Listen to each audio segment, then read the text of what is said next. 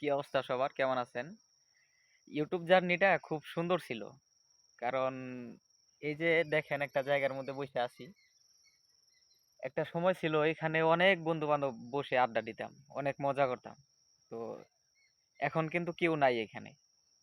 তো ওরা যদি থাকতো এখানে আমি এভাবে কথাও বলতে পারতাম না। অনেক মজা করতাম আরে নিয়ে।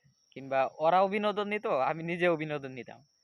তো এখন বিষয়টা হচ্ছে মানে দুঃখের মাঝে হাসি এরকম একটা বিষয় যে বুকের ভিতরে একটা কষ্ট কিছুটা অনুভব হইতেছে কারণ অনেক বন্ধু বান্ধব ছিল, অনেকে বিদেশ চলে গেছে, অনেকে ঢাকায় কাজ করতেছে।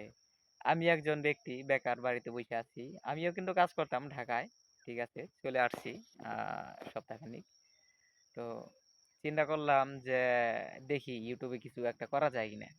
তো শহর এলাকায় থাইকা তো এরকম ভাবে ভিডিও বানানো সম্ভব না। চিন্তা করছি যে দেখি গ্রাম অঞ্চলে যাওয়ার পরে যদি নীরবতা পাই তাহলে হয়তো বা ক্যামেরার সামনে আইসা কথা বলতে পারবো।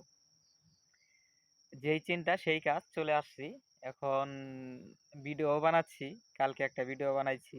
আহ মোটামুটি আপনাদের সাড়া পাইছি, এই কারণে আজকেও বানাচ্ছি।